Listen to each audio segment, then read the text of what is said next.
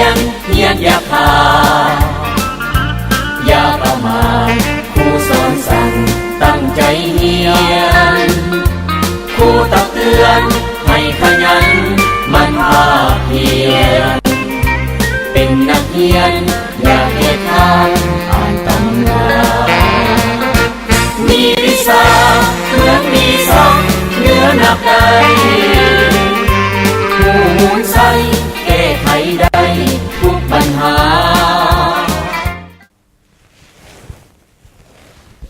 สบายดีท่านผู้ชมที่เคารพผู้บริหารการศึกษาครูอาจารย์และน้องนักเรียนนักศึกษาที่รักแพงก็กลับมาพบกันอีกเช่นเคยกับรายการศึกษาใหม่เวทีเผยแพร่และส่งเสริมการศึกษา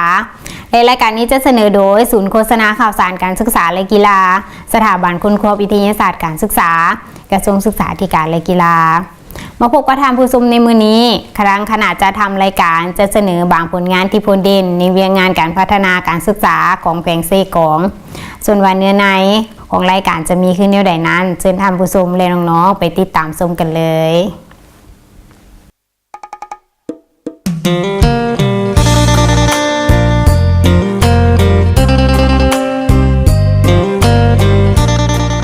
แขวงเซกองเป็นแขวงหนึ่งในจำนวน4แขวงภาคใต้ของสาธารณรัฐประชาธิปไตยประชาชนลาวทิศเหนือติดกับแขวงสารวันทิศใต้ติดกับแขวงอัตตปือทิศตะวันออกติดกับตสเวียดนามซึ่งมีความยาว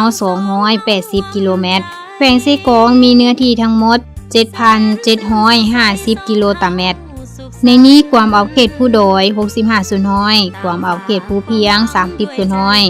ความเอาเขตทงเพียง50ส่วนน้อยแขวงเซกองประกอบมี4เมืองคือเมืองละมานเมืองกะลึมเมืองดากตึงและเมืองทะแตงทั่วแขวงมีพลเมืองทั้งหมด 113,200 คนหญิง 56,800 คนมี10ต้นเผ่า25ส่วนน้อยแม่นกลุ่มภาษามอญเขมรและลาวไตซึ่งรายรับเฉลี่ยต่อหัวคนแม่น 2,100 ดอลลาร์ส่วนหลายอาชีพต้นตอของประชาชนแม่นปลูกฝังและเลี้ยงสัตว์นี่ลือสมสื่อคือแดนสวรรค์อ้ายไกลส่วนใจยังคู่เคียงในระยะผ่านมาแขวงเซกองโดยเฉพาะแม่นแผนกศึกษาธิการและกีฬาแขวงยังได้ให้ความสำคัญต่อกับเวียงงานการพัฒนาการศึกษา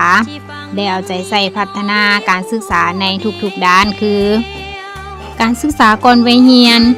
ย้อนความเอาใจใส่ของผู้บริหารการศึกษาในแต่ละขั้นแต่ขั้นแขวงจนฮอดขั้นท้องถิ่นจึงเห็นให้เวียงงานการศึกษาก่อนวัยเรียนภายในแขวงของพวกเฮาได้รับการพัฒนาที่มีท่าเอียงที่ดีขึ้นเรื่อยๆเวียงงานประถมศึกษาในสุขเฮีย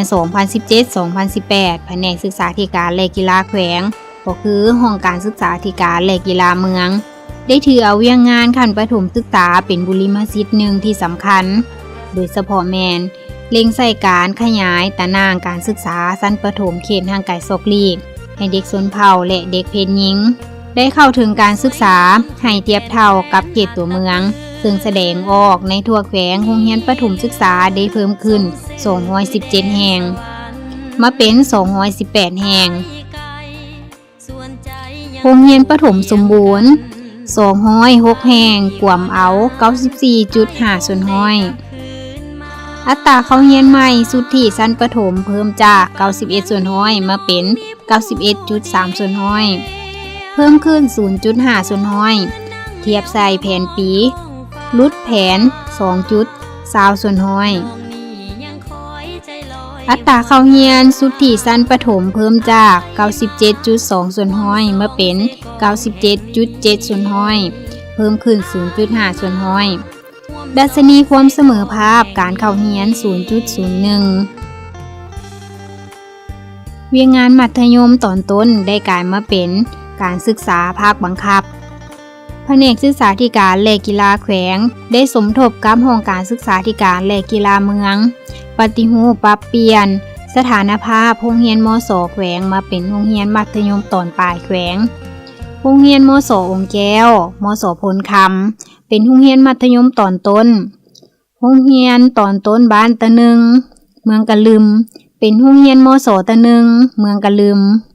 ทั้งนี้ก็เพื่อรับประกันคุณภาพการเรียนการสอนและการแก้ปัญหาครูเหลือบ่พอในชั้นเรียนดังกล่าวจำนวนนักเรียนมัธยมตอนต้นได้เพิ่มจาก29แห่งมาเป็น33แห่งมีห้องเรียน276ห้องเทียบใส่สุขเรียน2016-2017ห้องเรียนเพิ่มขึ้น10ห้องเท่ากับ 3.7 ส่วนร้อยมีนักเรียนทั้งหมด 10,089 คนหญิง 4,892 คนเทียบใส่สุขเรียน2016-2017จำนวนนักเรียนเพิ่มขึ้น163 คนเท่ากับ 1.6 ส่วนร้อยถึงว่าจำนวนนักเรียนมีการเพิ่มขึ้นก็จริงแต่ถ้าเทียบใส่สุขเรียนผ่านมาอัตราเข้าเรียนรวมม.ต้นแม่นลดจาก 85.5 ส่วนร้อยมาเป็น 84.7 ส่วนร้อยลดลง 0.8 ส่วนร้อยและเทียบใส่แผนปีก็ยังลดแผนปีอยู่ 1.9 ส่วนร้อยแผน 86.6 ส่วนร้อยอัตราเข้าเรียนใหม่รวมชั้นม.4 เท่ากับ 70.5 ส่วนร้อยและดัชนีความเสมอภาพการเข้าเรียนระหว่างหญิงชายเท่ากับ 0.96 ส่วนร้อยนั่นก็เป็นส่วนหนึ่งของเวียงงานในแต่ละด้านของแผนกศึกษาธิการและกีฬาแขวงเซกองนอกจากนี้แล้วท่านกันแก้วพรหมอินทราหัวหน้าแผนกศึกษาธิการและกีฬาแขวงยังได้เว้าถึงเวียงงานการพัฒนาการศึกษาภายในแขวงตื่มอีกว่าสภาพการศึกษาอยู่แขวงเซกองระยะผ่านมาโดยเฉพาะเหมือนกับการปฏิวัติ15 ทศวรรษที่สภาพพร้อมซึ่งปัจจุบันได้มีผลสำเร็จในการจัดตั้งปฏิวัติมีดังนี้ถือว่าในบรรดาตัวชีวัตกล่าวหันถือว่าสามารถปฏิบัติได้มี4ตัวชีวัตคือ 1. อัตราความเรียน5 ปีของเด็กถือว่าแผน 71.1% ปฏิบัติได้ 74.1% ทุกๆเมืองปฏิบัติได้ 60% 2. อัตราเข้าเรียนประถมขาดไม้ปีเหลือ 5.27% ปฏิบัติได้ 4.90% อัตราลดเหลือป .5 ในแผนปฏิบัติได้ 72.6 ในแผน 72.6 ปัจจุบันปฏิบัติได้ 73.60% อัตราเข้าเรียนรวมมัธยมปลายแผน 53.33% ปฏิบัติได้ 56.50% ถือว่าเกินแผนเนาะบรรดาตัวชีวัตที่บ่สามารถปฏิบัติได้มีอยู่11ตัวชีวัตตัวนึงอัตราเข้าเรียนสุทธิสำหรับชั้นประถมถือว่าในแผนให้ได้ 93.53% ปฏิบัติตัวจริง 91.30%อัตราข้างห้องป .1 ให้เหลือ 20.33% ปฏิบัติได้ตัวจริง 28% อัตราข้างห้องป .1 ฮอดป .5 แผนให้เหลือ 8.60% ปฏิบัติได้ 11.80% 4. อัตราพละป .1 ฮอดป .5 ให้เหลือ 5.93% ปฏิบัติได้ 6.10%อัตราเข้าเรียนร่วมมัธยมต้นแผนให้ได้ 16.67% ปฏิบัติตัวจริง 84.70% 6. อัตราพละมัธยมต้นให้เหลือ 6.47% ปฏิบัติได้ 8.1% อัตราพละมัธยมต้นปลายให้เหลือ 3.3% ปฏิบัติได้ 5.9% 8. จำนวนเมืองที่บรรลุอัตราเข้าเรียนรวมใหม่พอดป .5 สูง 95% แผนได้4เมืองปฏิบัติได้1เมือง 9. จำนวนเมืองที่บรรลุ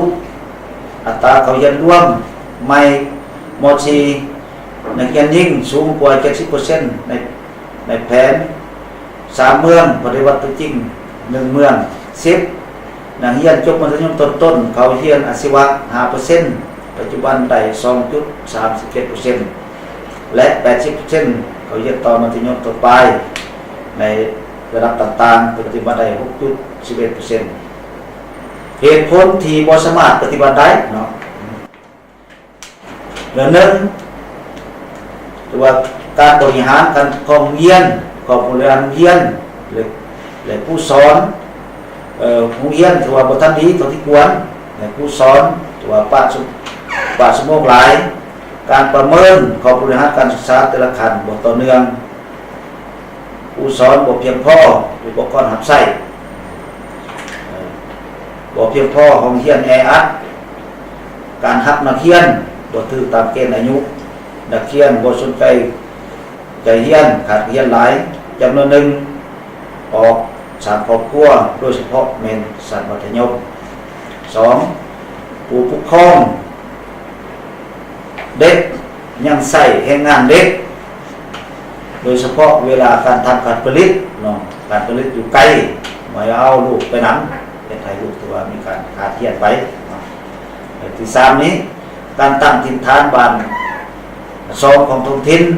เนาะอยู่กระจายตัวบ้านน้อย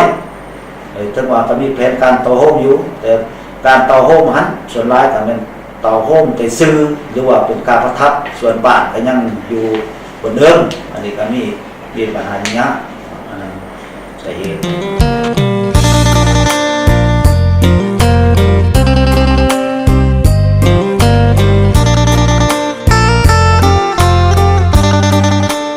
การศึกษามัธยมตอนปลายในสุขเรียน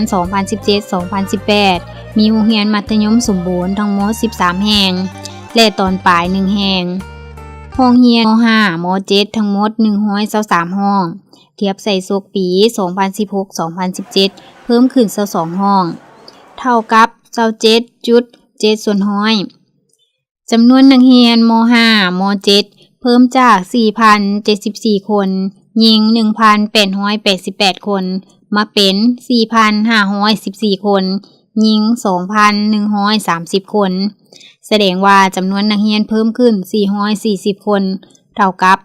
10.8%นักเรียนยิงเพิ่มขึ้น242คน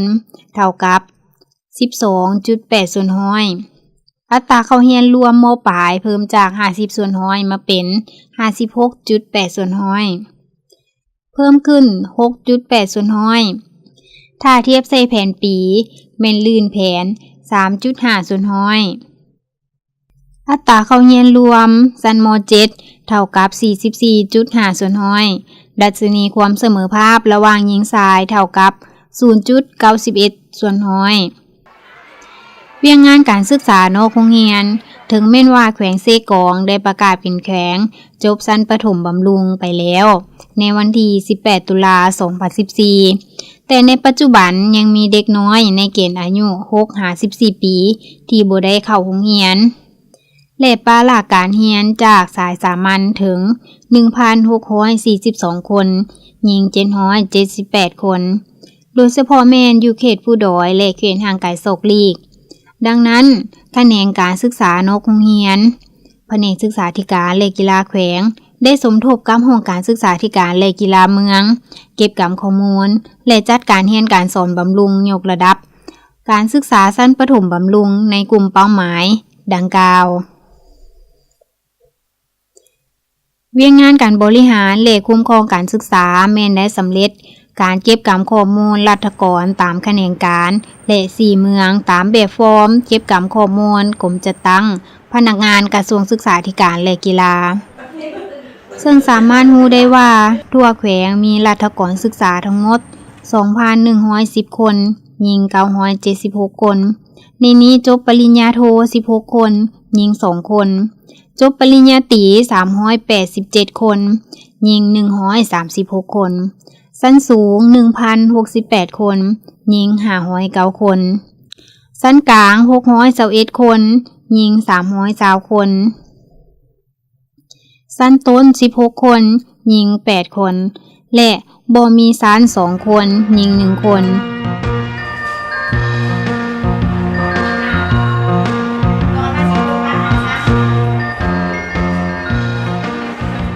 เวียงงานการสิสอนก็แม่นเวียงงานหนึ่งที่หนักหน่วงแต่ย้อนการสีนำน้ำพาของแผนกศึกษาธิการและกีฬาแขวงที่เข้มแข็งและคณะนิเทศของแขวงได้เอาใจใส่ต่อกับการจัดการเรียนการสอนการฝึกอบรมให้พนักงานครูอาจารย์ภายในแขวงเฮ็ดให้ครูอาจารย์มีเทคนิควิธีสอนที่ดีและมีความรู้ใหม่ๆในการส่งความรู้ให้กับนักเรียนซึ่งจะมีวิธีแนะนำและนิเทศแนวใดนั้นท่านอาจารย์ขุนหองวรวงศ์คำเพิ่นได้ให้สัมภาษณ์เกี่ยวกับเวียงงานนิเทศการศึกษาของแขวงตื่มอีกว่าข้าพเจ้าชื่อนางบุญฮองวรวงศ์คำนะเป็นหัวหน้าศูนย์นิเทศเขตเซกองปัจจุบันสอนอยู่โรงเรียนม.ปลายเขงประจำการอยู่แผนกศึกษาธิการและกีฬาเขงและสำหรับเวียงงานการศึกษานิเทศก่อนอื่นในการปฏิบัติการนิเทศเราได้มีการสร้างแผนของศูนย์นิเทศประจำปี โดยมีการขึ้นแผนมาเสนอมายังแผนกศึกษาธิการและกีฬาเขงขออนุมัติงบประมาณในการลงนิเทศและโดยยิงใส่ปัญหาของใจในแต่ละโรงเรียนที่มีปัญหาเขาจะไปลงติดตามในการลงนิเทศยิงใส่ปัญหาที่นักเรียนพ้นการสอบเสียงของนักเรียนและยาการมากเขาก็สามารถสร้างเป็นแผนในการลงนิเทศ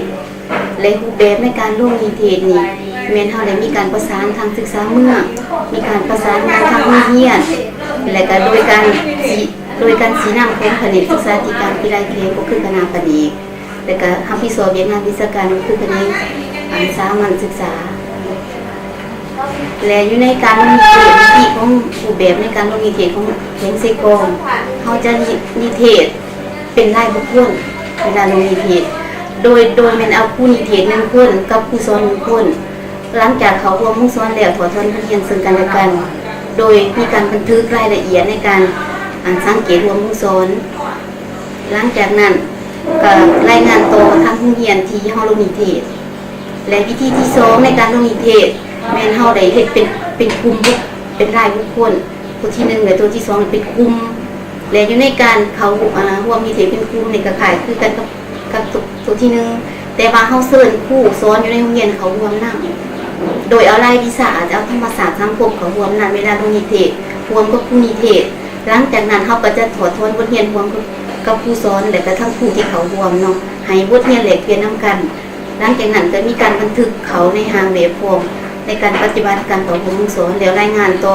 ทางโรงเรียนที่เฮาลงนิเทศหลังจากเฮาลงปฏิบัติการนิเทศแลกเปลี่ยนบทเรียนนั้นแล้วแก้ปัญหาของแต่ละเบิดเฮาก็เฮ็ดสรุปรายงานส่งมายังแผนกศึกษาธิการและกีฬาเขงเฮ็ดถอดถอนบทเรียนแล้วก็ส่งบทสรุปรายงานมายังโรงเรียนที่เฮาลงและก็เมืองที่เฮาลงปฏิบัติการนิเทศและสำหรับปัญหาที่เฮาพบในเวลาลงนิเทศในการสอนของครูสอนเวลาเขารวมแล้วเขาจะยินปัญหาบางครั้งเนาะในครูหันจะมีการผิดพลาดในการสอนแต่บทสอนหรือสอนโดยโกงกับครูเฮาก็ได้ช่วยโดยโกงวิธีโดยโกงกับครูสอนเนาะแล้วปัญหาที่2นี่แม่นเฮาได้ช่วยทางออกช่วยครูสอนในทางออกเลยก็คือทางโทรศัพท์หรือว่าเป็นเอกสารที่เฮาแก้ปัญหาของแต่ละส่งเป็นเอกสารมันยังโรงเรียนแล้วก็ส่งในทางศึกษาเมืองและสำหรับการปลุกระดมในการนำใส่หลักสูตรในท้องถิ่นอยู่ในแขงข้าพเจ้าเนาะคือแขงเซกองนี่แม่นนำใส่หลักสูตรท้องถิ่นในนามครูอาจารย์ที่ใส่อยู่ในแขงแม่นโดยเฉพาะก็คือเมืองและก็บรรดาโรงเรียนนี้แม่นเฮาได้แทรกสอนเขาเนาะเพราะว่าสำหรับแขงนี่บ่ทันมีบทเรียนที่เป็นทฤษฎีเกี่ยวกับหลักสูตรท้องถิ่นโดยตรงมีแต่ปลุกระดมในครูให้ใส่แทรกสอนเขาในบทเรียนโดยเฉพาะเป็นวิชาภาษาลาวก็คือเรื่องกระดำวิชาประวัติศาสตร์ก็เป็นวีรชนของแขงเซกองบรรดาวีรชนต่างๆแนะนำให้นักเรียนรู้และเฉพาะวิชากสิกรรมอยู่ในวิชาภูมิศาสตร์เนาะแม่นเฮานำใส่ให้นักเรียนผู้แล้วก็ให้ได้ครูแนะนำว่าเฮาได้ปฏิบัติอย่างไรอยู่ในเขตที่เหมาะสมเป็นเมืองท่าแต้งเมืองดักจึงเนาะปลูกกาแฟปลูกกสิกรรมได้แนะนำได้แทรกสอนเขาในบทเรียนของครูสอนในรายวิชาให้นักเรียนทำโครง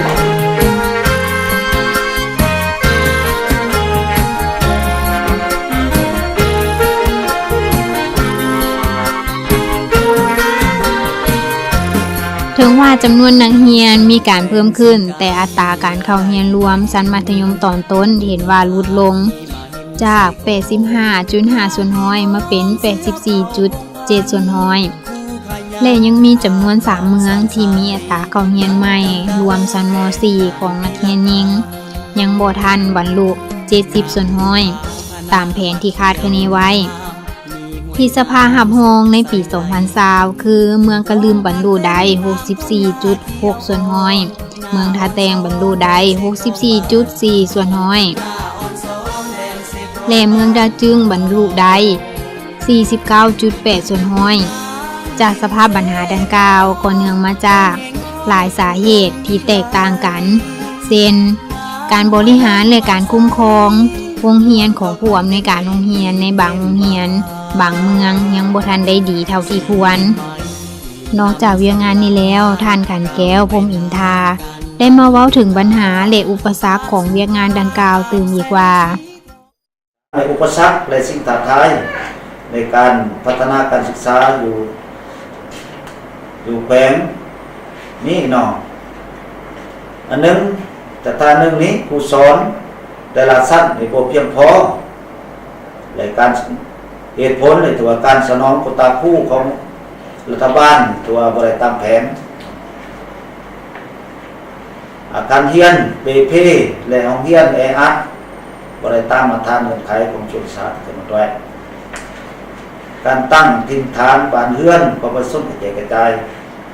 ความทุกข์ยากก็ประสบวรรณเผ่ายังมีหลายบ่สามารถชงลูกหลานของตนเองเรียนได้โดยเฉพาะความทุกข์จนปัจจุบันนี้เนาะถือว่ายังเหลือ 10% ในตัวแปลงในจำนวนของตัวทุกข์ยากในอุปกรณ์ใช้การเรียนการสอนบ่เพียงพอเป็นต้นตุ่มแบบเพียนคนที่ติดตามการสอนในกลุ่มเรียนซื่อและให้คะแนนของนักเรียนการตอบสนองงบประมาณด้านส่งเสริมวิชาการเป็นว่ายังต่ำครับ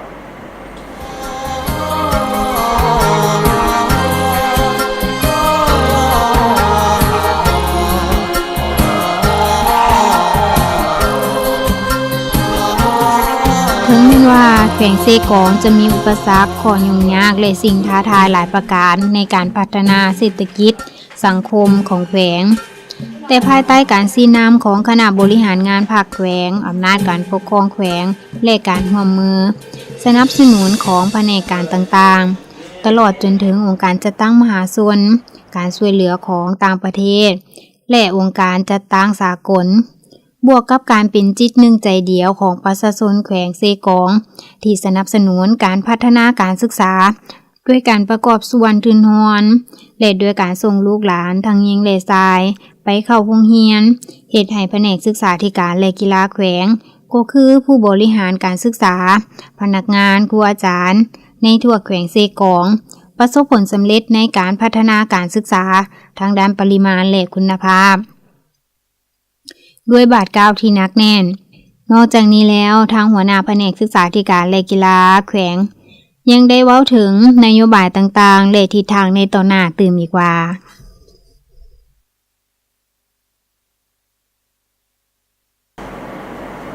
วันนี้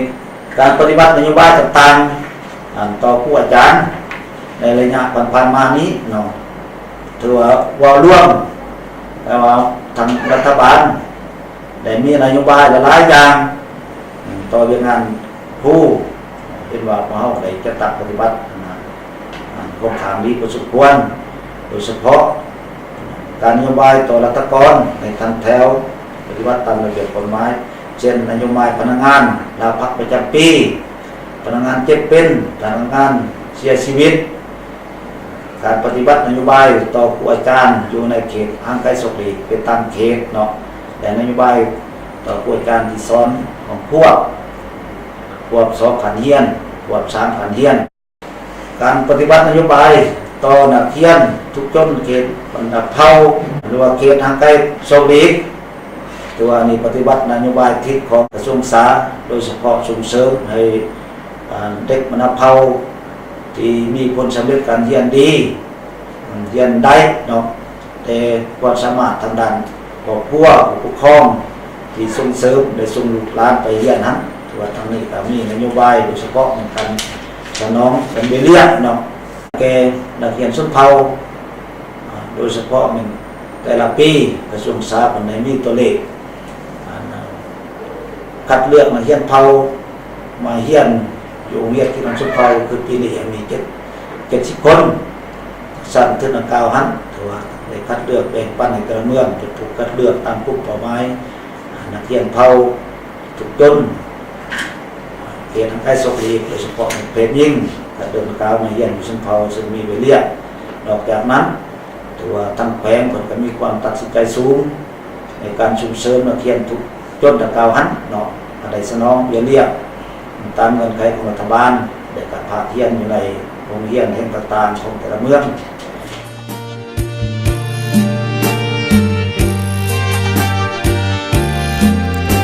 เพื่อเฮ็ดให้แผนพัฒนาการศึกษาอยู่แขวงเซกองประจำสุขเฮียน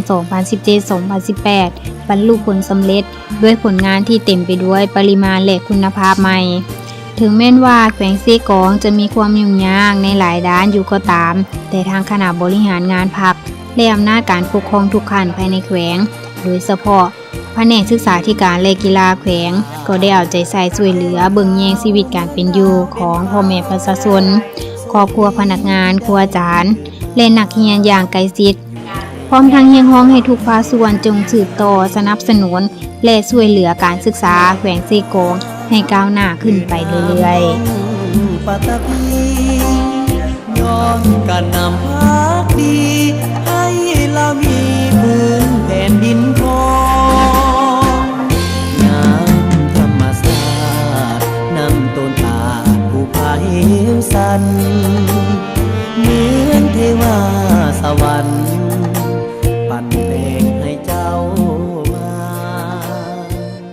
เนมไปทุกท่านผู้ชมที่ทานได้ชมผ่านไปแล้วนั้นก็เป็นบางผลงานที่พ้นเด่นในเวียงงานการพัฒนาการศึกษาของแขวงเซกองพวกเราขณะจะทำรายการก็หวังว่าคงจะเป็นบทเรียนและสาระน่าร่วมดีแก่ท่านผู้ชมและน้องๆและท่านผู้ชมท่านใดต้องการติดตามชมรายการของพวกเราย้อนหลังเพียงแต่เข้าไปที่ YouTube พิมพ์ชื่อรายการเป็นภาษาลาวหรือเข้าไปที่เว็บไซต์ของสถาบันค้นคว้าวิทยาศาสตร์การศึกษาและท่านผู้ชมมาวันนี้เวลาจากทางรายการของพวกเราก็ใกล้จะหมดลงแล้วก่อนจากกันก็ต้องขอบใจมายังท่านหัวหน้าแผนกศึกษาธิการและกีฬาแขวงเซกองพร้อมด้วยพนักงานครูอาจารย์และน้องนักเรียนทุกคนที่อำนวยความสะดวกในการถ่ายทำในครั้งนี้และก็ขออวยพรไซแอนประเสริฐให้แก่ท่านผู้ชมและน้องๆจงมีแต่ความสุขโชคดีพบกันใหม่ในอาทิตย์หน้าสำหรับวันนี้ข้าพเจ้าดาวดุนีมูวิไลพร้อมด้วยคณะจะทำรายการต้องขอลาท่านผู้ชมไปก่อนสบายดีเฮียนให้ภาคเฮียนอย่าขาดอย่าประมาทครูสอนสั่งตั้งใจเฮียนครูตักเตือนให้ขยันมันภาคเฮียนเป็นนักเรียน